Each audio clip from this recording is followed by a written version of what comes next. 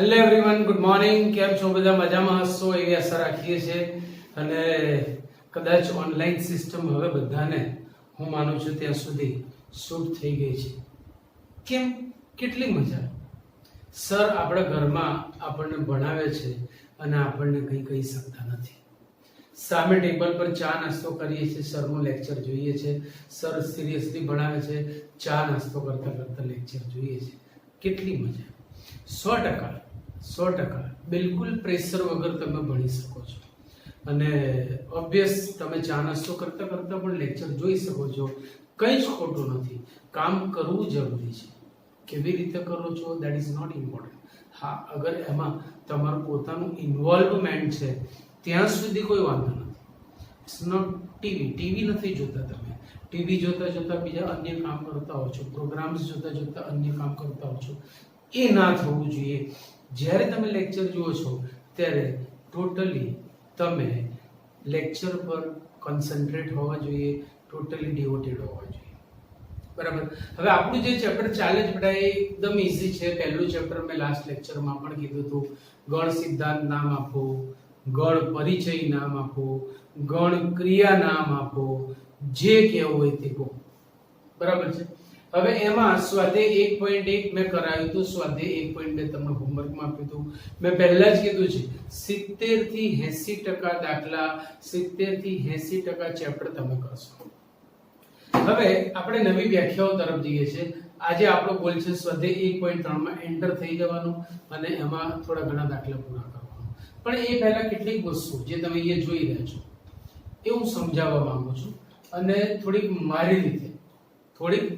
મારી રીતે યાદ રાખજો કે શાંત ગણ. હવે શાંત ગણ આપણી ચોપડીનો શબ્દ છે. પછી અનંત ગણ, એના પછી બીજા બે ગણ આવે છે, સતત અને અસતત ગણ. એ આપણી ચોપડીમાં નથી. હું જરા એની હિન્ટ આપીશ. પહેલા શાંત ગણની વ્યાખ્યા જોઈ લઈએ કે જે ગણના ઘટકોની સંખ્યા નિશ્ચિત હોય. વ્યાખ્યા કંઈક આવી છે. જે ગણના ઘટકોની સંખ્યા નિશ્ચિત હોય એટલે ગણી શકાય તેવી હોય. જે ગણના ઘટકોની સંખ્યા ગણી શકાય તેવી હોય, નિશ્ચિત હોય, ગણ્ય હોય તેને શાંત ગણ કહે છે. દાખલા તરીકે હું એમ કહું કે set A is equal to 1 2 3 2 9. ભલે મેં વચ્ચે ડેશ ડેશ ડેશ મૂક્યું પણ ગણના ઘટકોની સંખ્યા નિશ્ચિત છે. ડેશ ડેશ ડેશ નું એક અર્થઘટન એવું થાય કે પ્રક્રિયા અનંત સુધી ચાલે છે, પણ પછી આગળ જતા મેં પાછી બ્રેક મારી.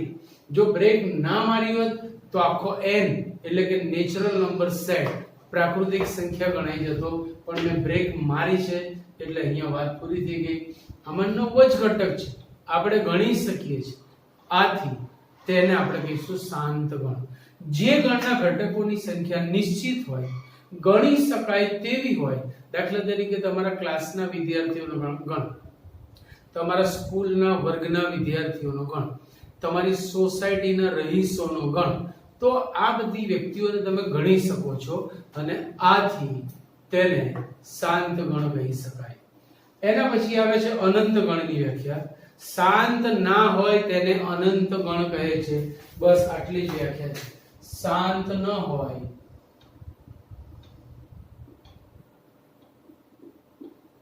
તેને અનંત ગણ કહે છે. અનંત ગણના પણ અસંખ્ય ઉદાહરણો છે. આકાશમાં રહેલા તારાઓનું ગણ નથી ગણી શકાય. દરિયા કિનારે રહેલ રેતીના કણોનો સમૂહ, દરિયા કિનારે રહેલ રેતીના કણોનો સમૂહ ના ગણી શકાય.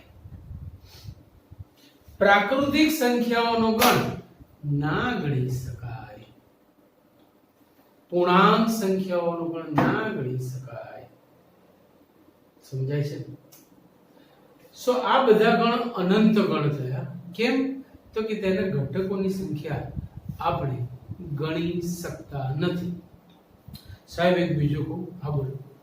આપણા ઘરના અનાજના પીકમાં રહેલા ઘઉંના કણોનો સમૂહ, ઘઉંના દાણાઓનો સમૂહ. ભાઈ તમે જ વિચારો, ચલો મારે જે વસ્તુ સમજાવવાની હતી એ જ તમે લઈને આવ્યા કે આપણા અનાજના પીકમાં જે ઘઉંના કણો રહેલા છે, સામાન્ય રીતે આપણે એવું કહીએ કે બહુ બધા છે, અસંખ્ય હશે. બટ અગર આપણે નક્કી કરીએ કે મારે ગણવા જ છે તો શું એ અશક્ય છે? જો એ અશક્ય હોય તો ભારત દેશની વસ્તી ગણશો કેવી રીતે? Everything is possible. Doesn't mean nothing is impossible, right? So ત્યાં ઘઉંના કણોના સમૂહ માટે જે મેં તમને બીજી વાત કરી હતી ને, સતત અને અસતત, તો એ વાત આવે છે કે સતત ગણ અને અસતત ગણ. એમાં પહેલી વ્યાખ્યા આપું છું અસતત ગણની, આપણી ચોપડીમાંથી ખાલી સાંભળજો જ. અસતત ગણ, જે ગણના ઘટકો અનંત પરંતુ ગણ્ય હોય. એક નજરથી આપણને અનંત લાગે પણ આપણે એને ગણી શકતા હોઈએ. જેનું ઉદાહરણ આપણે હમણાં જ જોયું કે અનાજના પીપમાં રહેલા ઘઉંના દાણાઓનો સમૂહ. આમ જોવા જઈએ તો અનંત છે, પણ ધારો કે નક્કી કરીએ તો ગણી પણ શકાય. તો તે થઈ ગયું અસતત ગણનું ઉદાહરણ. અને સતત ગણ, જે ગણના ઘટકો અનંત અને અગણ્ય હોય. અવકાશમાં રહેલા તારાઓ, પ્રાકૃતિક સંખ્યાઓ, આ બધી વસ્તુ તમે સમજી શકો છો. તો એ બીજા બે ભાગ છે, પણ આપણા કોર્સમાં એ નથી, એટલે અત્યારે આપણે શાંત અને અનંતમાં જ વધારે ફોકસ કરીશું. એના પછીની વ્યાખ્યા છે ઉપગણ. હવે ઉપગણ શબ્દ તમે જાણો છો, ઉપગણ આગળથી જ ભણીને આવ્યા છો, છતાં મારી દ્રષ્ટિએ ઉપગણ એ ઘણા બધાને હેરાન કરે છે. ઘણા બધા, યાદ રાખજો.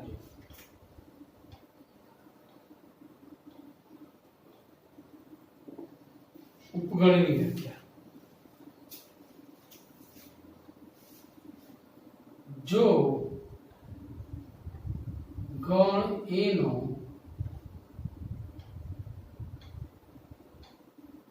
દરેક સભ્ય ગણ B નો પણ હોય તો A ને B નો ઉપગણ કહે છે. તો A ને B નો ઉપગણ કહે છે. સંકેતમાં તેને A ઉપગણ B વડે દર્શાવાય છે.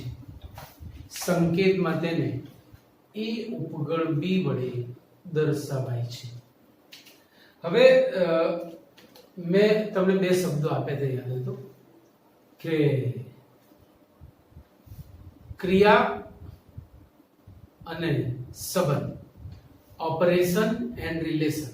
સંબંધનો અંગ્રેજી શબ્દ છે રિલેશન, ક્રિયાનો અંગ્રેજી શબ્દ છે ઓપરેશન. ઓપરેશન એન્ડ રિલેશન, ક્રિયા અને સંબંધ. તો અહીંયા ઉપગણ એ ક્રિયા નથી, અહીંયા ઉપગણ એ સંબંધ છે બે ગણો વચ્ચે, કે ભાઈ એના બધા જ સભ્યો B માં છે તો એ B નો ઉપગણ છે. દાખલા તરીકે હું એમ કહું કે અત્યારે હું તમને ભણાવી રહ્યો છું, એઝ યોર ટીચર, હું તમારો ટીચર છું, તો તમે મારા વિદ્યાર્થી છો. સંબંધ બંને બાજુ હોય. સામે મમ્મી કે પપ્પા છે તો તમે એમના દીકરા કે દીકરી હશો, સામે કાકા કે કાકી કે કોઈ છે તો તમે એના ભત્રીજા કે ભત્રીજી હશો, મિત્ર છે તો તમે એના મિત્ર થશો, નેબર છો તો તમે એના નેબર થશો. મતલબ સંબંધ હંમેશા બે બાજુ હોય. જો A એ B નો ઉપગણ છે તો B એનો શું થશે? એના માટે પણ એક શબ્દ આપણી ચોપડીમાં આપ્યો છે કે જો A એ B નો ઉપગણ છે તો B ને A નો અધિગણ કહે છે. યાદ રાખજો, B ને A નો શું કહે છે? અધિગણ. બરાબર યાદ રાખજો. જો A એ B નો ઉપગણ છે તો B ને A નો અધિગણ કહે છે. જો એના બધા જ સભ્યો b માં છે તો જ એ b નો ઉપગણ છે. હવે એના પછી મેં એક ટોપિક લીધો છે ઉપગણોની સંખ્યા. હવે ઉપગણોની સંખ્યા માટે હું ઉપગણો બી લખું છું, ઉપગણોની સંખ્યા બી સમજાવું છું, અને એક બીજી વ્યાખ્યા મેં અહીંયા લખી છે ઉચિત તથા અનુચિત ઉપગણો, જે પણ આપણી ચોપડીમાં નથી પણ જાણવી જરૂરી છે કે પ્રોપર એન્ડ ઇમ્પ્રોપર સબસેટ્સ. બરાબર. તો એના માટે આપણે એક ઉદાહરણ લઈએ કે દાખલા તરીકે મારી પાસે ગણ A છે. ગણ A માં A B C ત્રણ ઘટકો છે. ગણ A માં A B C ત્રણ ઘટકો છે. હવે મારે આના ઉપગણો લખવા છે. તો ઉપગણો માટે કેટલાક આપણી પાસે પરિણામો છે. ઉપગણો માટે આપણી પાસે કેટલાક પરિણામો છે. પહેલું તમે આ ભણીને આવ્યા છો, ખાલી ગણ એ દરેક ગણનો ઉપગણ છે. આ ભણીને આવ્યા છો તમે. ખાલી ગણ એ દરેક ગણનો ઉપગણ છે. દરેક ગણ સાર્વત્રિક ગણનો ઉપગણ છે. દરેક ગણ પોતાનો ઉપગણ છે. ત્રણ મુદ્દા બરાબર યાદ રાખજો દોસ્તો. ફરીથી, ખાલી ગણ એ દરેક ગણનો ઉપગણ છે, દરેક ગણ સાર્વત્રિક ગણનો ઉપગણ છે, દરેક ગણ પોતાનો ઉપગણ છે. ક્લિયર? કેટલું ઈઝી છે, સિમ્પલ. બોલો તો સાથે, ખાલી ગણ એ દરેક ગણનો ઉપગણ છે. દરેક ગણ એ સાર્વત્રિક ગણનો ઉપગણ છે. દરેક ગણ પોતાનો પણ ઉપગણ છે. તો હવે અહીંયા મારે ઉપગણો લખવા છે. ઉપગણો લખવાની પદ્ધતિ તમે આમ તો શીખીને જ આવ્યા છો, છતાં આપણે એકવાર જોઈ લઈએ. સૌથી પહેલા ખાલી ગણ એ દરેક ગણનો ઉપગણ છે, એટલે મેં ખાલી ગણ ટીપાયું. હવે એક ઘટક વાળા ઉપગણો, તો એમાં આવશે સેટ A, સેટ B અને સેટ C. આ એક ઘટક વાળા ઉપગણો થયા, set A, set B and set C. હવે બે ઘટકો વાળા ઉપગણ, સેટ AB પછી સેટ BC અને સેટ CA. આ બધા બે ઘટકો વાળા ઉપગણ થયા. અને છેલ્લું ત્રણ ઘટક વાળું, તો ગણ પોતે પણ ટીકાઈ શકાય. આમ અહીંયા કેટલા ઉપગણો મળ્યા આપણને? 1 2 3 4 5 6 7 ને 8 ઉપગણો મળ્યા. તો ઉપગણોની સંખ્યા નક્કી કેવી રીતે કરવી? તો અહીંયા જુઓ, આને તમે આમ લખી શકો કે number of A is 3. Number of A નો મતલબ થાય ગણ A ના ઘટકોની સંખ્યા. નંબર ઓફ A નો મતલબ શું થાય? ગણ A ના ઘટકોની સંખ્યા 3 છે. જો ગણ A ના ઘટકોની સંખ્યા 3 હતી તો ઉપગણો 8 બન્યા. તો શું આની વચ્ચે 3 અને 8 વચ્ચે એક સંબંધ છે? હા, કયો? જો number of A is n, તો A ના ઉપગણોની સંખ્યા, A ના ઉપગણો ની સંખ્યા બરાબર 2n થાય. A ના ઉપગણોની સંખ્યા બરાબર 2n થાય, જ્યાં n એ ગણના ઘટકોની સંખ્યા દર્શાવે છે. અહીંયા ગણના ઘટકોની સંખ્યા 3 હતી, તો 2 ની 3 ઘાત એટલે 8 ઉપગણો મળ્યા. તો આ સૂત્રથી આપણને કેટલા ઉપગણો છે એ મળે. જ્યારે કયા ઉપગણો છે તો એ કમ્પલસરી આપણે લખવું પડે. આ થઈ ગઈ વાત ઉપગણો અને ઉપગણોની સંખ્યાની. હવે ઉચિત અને અનુચિત ઉપગણોની વાત કરીએ તો ગણ A ના ખાલી ગણ અને ગણ A સિવાયના તમામ ઉપગણોને, ગણ A ના ખાલી ગણ અને ગણ A સિવાયના તમામ ઉપગણોને ઉચિત ઉપગણો કહે છે. ગણ A ના ખાલી ગણ અને ગણ A સિવાયના તમામ ઉપગણોને ઉચિત ઉપગણો કહે છે. જ્યારે ખાલી ગણ અને ગણ એ ને અનુચિત ઉપગણો કહે છે. ખાલી ગણ અને ગણ એ ને અનુચિત ઉપગણો કહે છે. એટલે ખાલી ગણ અને મૂળ ગણ પોતે એ અનુચિત ઉપગણો થયા, બાકી બધા ઉચિત ઉપગણો થયા. Clear point. સો ધીરે ધીરે બધી વસ્તુ તમે જાણો છો, એ જ આપતો જાઉં છું. હવે એક સરસ વ્યાખ્યા ઉપર જઈ રહ્યા છે. હવે ઘાતગણ અને પાછો ઉપગણને સંબંધ છે. ઘાતગણને અને ઉપગણને પાછો સંબંધ છે, અને માટે જ આ બધા ટોપિક્સ આપણે જોડે જોડે લઈ રહ્યા છીએ. ઘાતગણની વ્યાખ્યા જે અહીંયાથી સીધી લખી શકાય. ઘાતગણની વ્યાખ્યા આપું છું.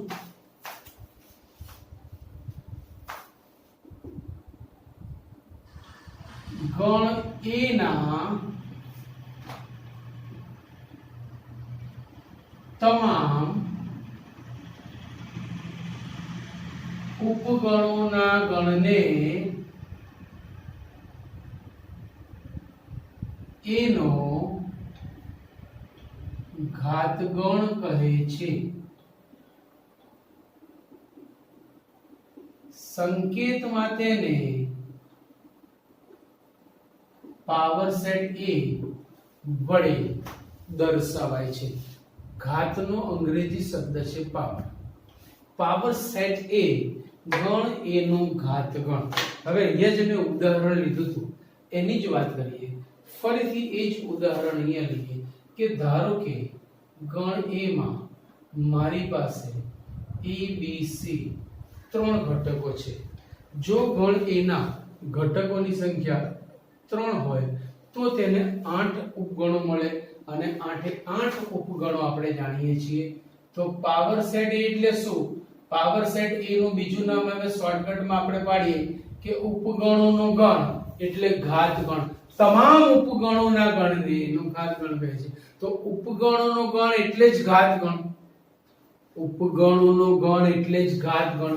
તો હવે જુઓ, ખાલી ગણ, પછી એક ઘટક વાળા set A, set B, set C, પછી બે ઘટક વાળા set AB, set BC, set CA, અને પછી ત્રણ ઘટક વાળા એટલે ગણ પોતે, જેને આપણે અનુચિત ઉપગણ પણ કીધું છે. આ તમામ ઉપગણોનો ગણ, આ તમામ ઉપગણોનો ગણ એટલે જ ગણ એનો ઘાતગણ. આ તમામ ઉપગણોનો ગણ એટલે જ ગણ એનો ઘાતગણ. તો તમે જોઈ શકો છો અહીંયા કે બધા ઉપગણો એરિથમેટિક આવે. તો જેટલા ઉપગણો હશે એ બધા અહીંયા આવવાના. જેટલી ઉપગણની સંખ્યા હશે એટલી જ ઘાતગણના સભ્યોની સંખ્યા થશે, અને માટે નંબર ઓફ પાવર સેટ એ પણ 2n જ થાય. જેટલા ઉપગણોની સંખ્યા તેટલી જ ઘાતગણના સભ્યોની સંખ્યા. કારણ કે ઉપગણોથી તો ઘાતગણ બને છે ભાઈ. ઉપગણ છે તો ઘાતગણમાં આવશે, નથી તો ન આવે, હતી તો આવે.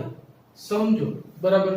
તો આનું આ જ સૂત્ર આપણે અહીંયા પણ ટીકાઈ શકીએ છીએ કે જેટલા ઉપગણો એટલા જ ઘાતગણના સભ્યો. બરાબર છે? તો આ બધી વસ્તુ ખાસ ધ્યાન રાખજો. દાખલામાં બહુ એવી ઝીણી ઝીણી અસર કરતું હોય છે અને આપણને હેરાન કરી નાખે છે. બરાબર? એના પછી એક નવો ટોપિક આવે છે, ગણઅંતરાલ. ગણઅંતરાલ એટલે એક પ્રકારનો ગણ જ છે, પણ એને એક નવું નામ આપ્યું છે, અંતરાલ. શા માટે? તો તમે જુઓ કે ગણ કેટલીક જગ્યાએ શું કહેવાય કે એની તાકાત નથી અમુક પ્રકારનું સ્વરૂપ દર્શાવવાની. મતલબ એની એક મર્યાદા આવી જાય છે, એની એક બાઉન્ડરી, એની એક સીમા આવી જાય છે. પછી એ ના પાડી દે છે કે હવે હું થાકી ગયો, આટલું આગળ તો નહીં જઈ શકું. અરે ભાઈ, પ્રાકૃતિક સંખ્યા ગણમાં અનંત ઘટકો છે, પૂર્ણાંક સંખ્યા ગણમાં અનંત ઘટકો છે, પૂર્ણ સંખ્યા ગણમાં અનંત ઘટકો છે, સમય સંખ્યા ગણમાં અનંત ઘટકો છે, વાસ્તવિક સંખ્યા ગણ. તો પછી કેવી રીતે થાકે? વાત તમારી સાચી છે, છતાં એટલું પૂરતું નથી. કેટલાક ગણ એવા છે કે દેખાય નાના પણ હોય બહુ વિશાળ. આકાશમાં રહેલા તારાઓ આપણને ભલે લખોટી જેટલા લાગે પણ પૃથ્વી કરતાં બી મોટા છે. એ સાપેક્ષ છે આપણને એવું લાગે છે. તો હું એ જ વાત કરું છું કે સાપેક્ષે તમને કદાચ એવું લાગે પણ અમુક ગણ ભલે નાના દેખાય પણ જ્યારે આપણે એમાં ઊંડા ઉતરીએ ત્યારે તેની વિશાળતા જોવા મળે છે. અને એના માટે જ ગણિત શાસ્ત્રીઓએ આપણને એક નવો ટોપિક આપ્યો છે, ગણ અંતરાલ. એટલે કે અંતરાલ સ્વરૂપે ગણ. જ્યારે ગણની મર્યાદા આવી જાય, જ્યારે ગણ થાકી જાય, જ્યારે ગણ કે હવે હું નહીં પહોંચી વળું, ત્યારે ગણ અંતરાલ માર્કેટમાં ઉતરી પડે છે, મેદાનમાં ઉતરી પડે છે અને આપણું થઈ જાય છે. 100% આપણે ગણ અંતરાલ જોડે એક સંબંધ બનાવવો પડશે, એક રિલેશન મેન્ટેન કરવા પડશે, એની જોડે ચા પાણી નાસ્તો કરવો પડશે, સ્માઈલ આપવી પડશે. સો લેટ વી સ્ટાર્ટ. ગણ અંતરાલ. ગણ અંતરાલના મુખ્ય બે સ્વરૂપ છે, કુલ 4 સ્વરૂપ છે. પહેલું સંવૃત અંતરાલ. પહેલી વ્યાખ્યા છે સંવૃત અંતરાલ. એનો અંગ્રેજી શબ્દ છે ક્લોઝડ ઇન્ટરવલ.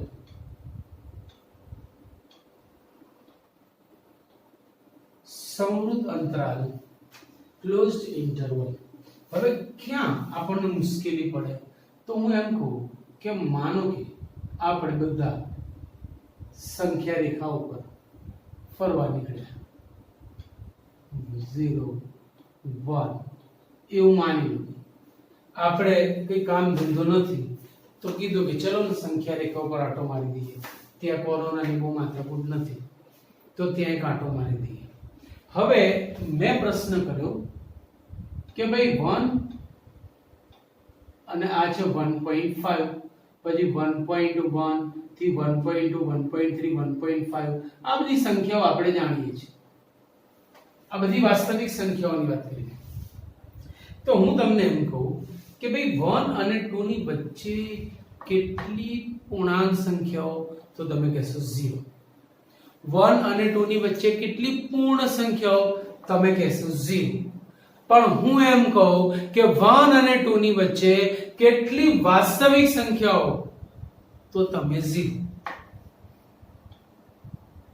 તો તમે 0. સમજાય છે ને? અસંખ્ય વાસ્તવિક સંખ્યાઓ છે. 1.1 1.2 થી 1.9. અરે 1 અને 1.1 વચ્ચે બી અસંખ્ય સંખ્યાઓ છે. 1.01 1.02 1.09 1.001 1.002 1.009 1.0001 1.000 બ્લા બ્લા બ્લા બ્લા. ચાલો સો કહેવાનો મતલબ કે મારે 1 અને 2 ની વચ્ચેની વાસ્તવિક સંખ્યાઓનો જો ગણ બનાવવો હોય તો our curly bracket is not able to represent this kind of sets. એ આ પ્રકારના ગણ દર્શાવી શકતો નથી. તો માટે જ ગણિત શાસ્ત્રીઓએ એના ઓપ્શનમાં આપણને આપ્યું છે ગણ અંતરાલ. એમાં પહેલું ગણ અંતરાલ છે સંવૃત અંતરાલ, is known as closed interval. એની આપણે વાત કરવા માંગીએ છીએ. થોડું ધ્યાન રાખજો because it is totally new topic for you. જો એનો સંકેત છે આને વાંચીશું ક્લોઝડ ઇન્ટરવલ AB. બરાબર સમજો. ક્લોઝડ ઇન્ટરવલ AB નો મતલબ થાય A અને B સહિત તેમની વચ્ચેની સંખ્યાઓનો ગણ. A અને B સહિત તેમની વચ્ચેની સંખ્યાઓનો ગણ. હવે આપણો કર્લી બ્રેકેટ બી આને દર્શાવી તો શકે, ના દર્શાવી શકે એમ નહીં. જેમ કે x belongs to R. આ થઈ ગઈ વાત સંવૃત અંતરાલ એટલે કે ક્લોઝડ ઇન્ટરવલની. A અને B સહિત તેમની વચ્ચેની બધી જ સંખ્યાઓનો ગણ એટલે જ સંવૃત અંતરાલ AB. આને વાંચીશું આપણે સંવૃત અંતરાલ AB, ક્લોઝડ ઇન્ટરવલ AB એવું આપણે વાંચીશું. એના કેટલાક ઉદાહરણો લઈએ તો દાખલા તરીકે મેં લખ્યું ક્લોઝ ઇન્ટરવલ 1 3. એને તમે આમ પણ લખી શકો x belongs to R such that 1 less than or equal to x less than or equal to 3. તો અહીંયા આપણે એમ કહીશું 1 is member of closed interval 1 3. 3 is member of closed interval 1 3. કોઈને એમ થાય કે 1.0001 is member of closed interval 1 3. 2.99999 is also member of closed interval 1 3. તો closed interval 1 3 નો મતલબ થાય કે 1 અને 3 ની વચ્ચેની તમામ સંખ્યાઓ 1 and 3 સહિત. Clear point. આના પછી બીજી વ્યાખ્યા આપણે લઈએ છીએ વિવૃત અંતરાલ.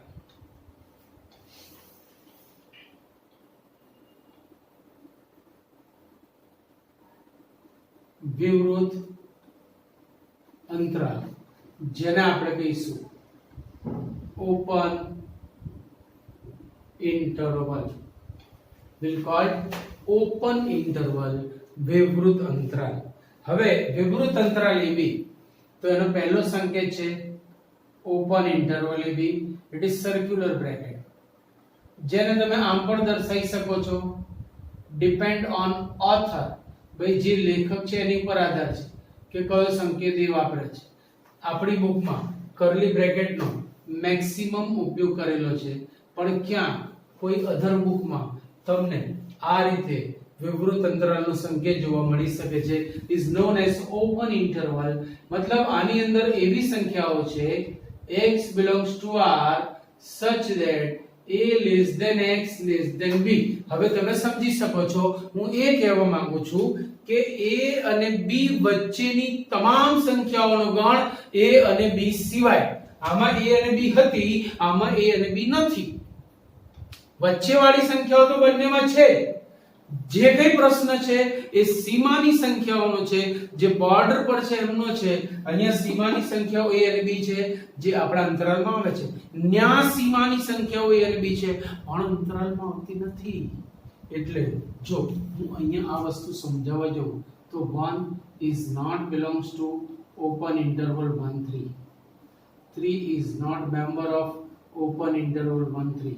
But if I write 1.0001 then it is member of this interval. સમજી ગયા? 1 અને 3 વચ્ચેની બધી જ સંખ્યાઓ સિવાય 1 અને 3. એના પછી મોડિફાઈ કરેલા આપણી પાસે બે અંતરાલ છે જેમ કે સમવૃત વિવૃત અને વિવૃત સમવૃત. તો ત્રીજું સમવૃત વિવૃત અંતરાલ જેને આપણે આમ લખીશું ક્લોઝ ઓપન AB. એક બાજુ સમવૃત છે અને બીજી બાજુ વિવૃત છે. a સહિતની a અને b વચ્ચેની સંખ્યાઓનો ગણ જેને તમે આમ લખી શકો set of x belongs to R such that a less than or equal to x less than b. set of x belongs to R such that a less than or equal to x less than b. અને પછી છેલ્લી અને ચોથી વ્યાખ્યા વિવૃત સમવૃત અંતરાલ. વિવૃત સમવૃત અંતરાલ જેમાં open close AB એ રીતે આપણે લઈશું. એટલે કે a અને b વચ્ચેની b સહિતની તમામ સંખ્યાઓનો ગણ set of x belongs to R such that a less than x less than or equal to b. Page में आ रहा है कि नहीं? a less than x less than or equal to b. બોલ ક્લિયર પોઈન્ટ. તો 1.3 પહેલાની ઘણી બધી માહિતી મેં તમને આપી દીધી. હવે આપણે એન્ટર થઈએ છીએ 1.3 માં. સો પ્લીઝ ઝડપથી આટલું લખી લો એટલે આપણે દાખલા ચાલુ કરીએ. ચલો આપણે સ્વાધ્યાય 1.3 માં એન્ટર થઈએ. એનો પહેલો પ્રશ્ન છે. પહેલો પ્રશ્ન આપણને એવી રીતે આપ્યો છે કે make correct statement by filling in the symbol subset or not subset. મતલબ ખાલી જગ્યામાં ઉપગણ કે ઉપગણ નથી એનો સંકેત વિધાન સાચું બનાવવા માટે કરો. એમાં મેં બે જ દાખલા લીધા છે ત્રીજું અને ચોથું બાકીના મેં તમને આપ્યા છે બરાબર. ઉપગણ છે કે નહીં એ નક્કી કરવાનું છે. હવે પહેલો ગણ x, જ્યાં x એ તમારી શાળાનો ધોરણ 11 નો વિદ્યાર્થી છે. ધોરણ 11 નો વિદ્યાર્થી છે એટલે ખાલી 11મા ધોરણના વિદ્યાર્થીઓનો જ ગણ છે. આ શું કહે છે? x, જ્યાં x એ તમારી શાળાનો વિદ્યાર્થી છે. હવે શાળાનો વિદ્યાર્થી કે છે એટલે કેજી પણ આવે, 12મું ધોરણ પણ આવે, કોઈ પણ ધોરણ આવે.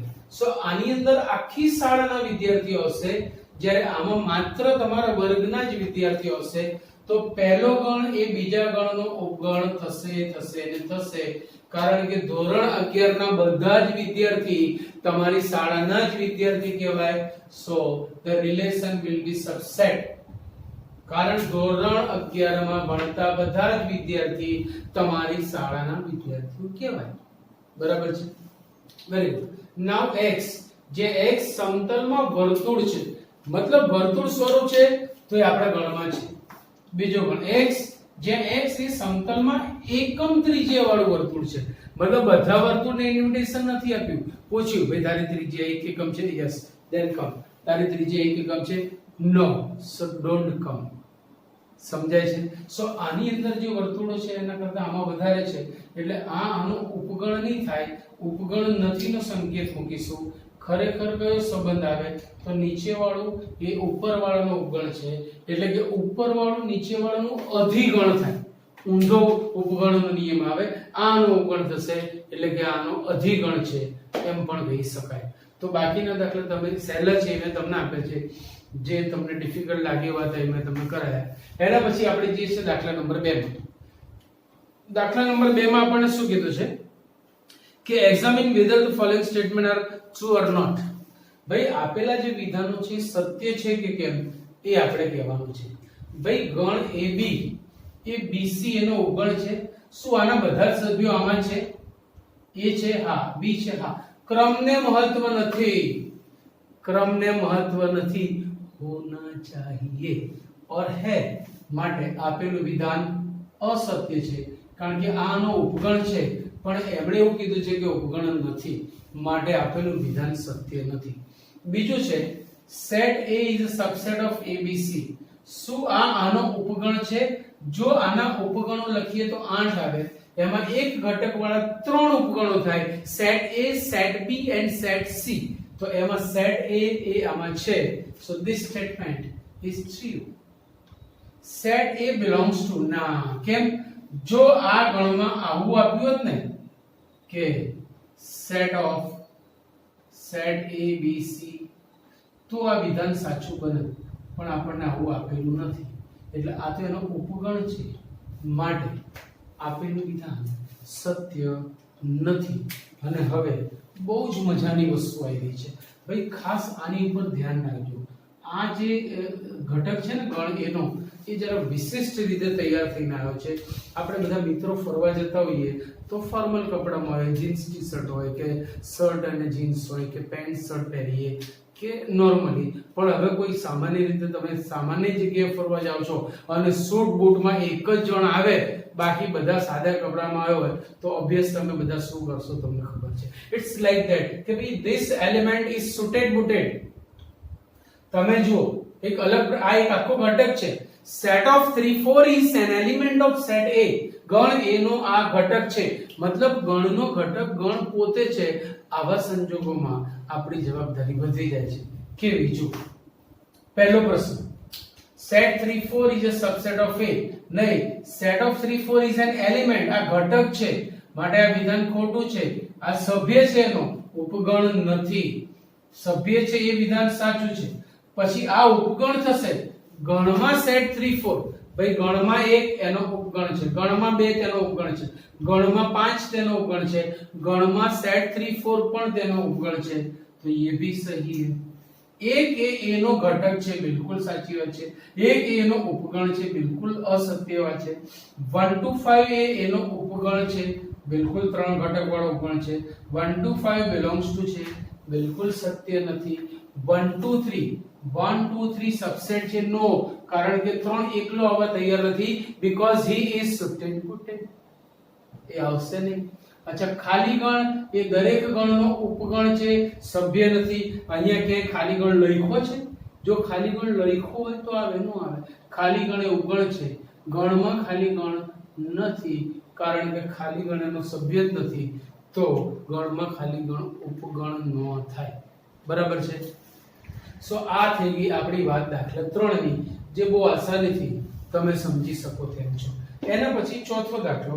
ચોથા દાખલામાં આપણને કીધું છે ઉપગણો લખો. ભાઈ હમણાં જ આપણે સૂત્ર જોયું ઉપગણોની સંખ્યાનું. શું હતું સૂત્ર? 2n. હવે અહીંયા જોતા રહેજો. આને કેટલા ઘટકો છે? 2 ની 1 ઘાત એટલે 2 ઉપગણો મળશે. જો ખાલી ગણ એ દરેક ગણનો ઉપગણ છે અને ગણ પોતે પણ પોતાનો ઉપગણ છે. પછી એક ઘટક વાળા તો એ પોતે જ આવી જશે. વાર્તા પૂરી થઈ ગઈ ત્યાં જ આપણી. આના કેટલા ઘટકો છે? 2 ની 2 ઘાત એટલે 4 ઉપગણો હશે. ખાલી ગણ એ દરેક ગણનો ઉપગણ છે. પછી એક ઘટક વાળા ઉપગણો આવશે. એક ઘટક વાળા 2 જ ઉપગણો થયા.